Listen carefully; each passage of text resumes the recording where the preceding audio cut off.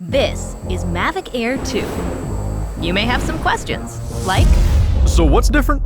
well, let's start with the larger sensor. There's a lot more pixels, 48 megapixels to be exact, which means you can do this. And then shoot a hyperlapse in 8K. With Smart Photo, every shot is a masterpiece. Yeah, but photos aren't really my thing. Don't worry, we've got you covered. It also does 4K 60p video. You can also slow things down. Way-do. And yes, there's HDR video. How's the flight time? It's fantastic.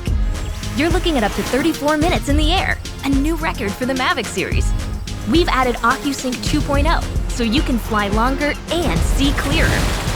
What if I'm not a great pilot? That's where Focus Track comes in, so you can fly like a pro. Or just press a button. Here's the best part: automatic obstacle avoidance. Okay, but what do I do with all these shots? Here's an idea. Use the DJI Fly app to edit and share your moments with just a tap. So, what's different?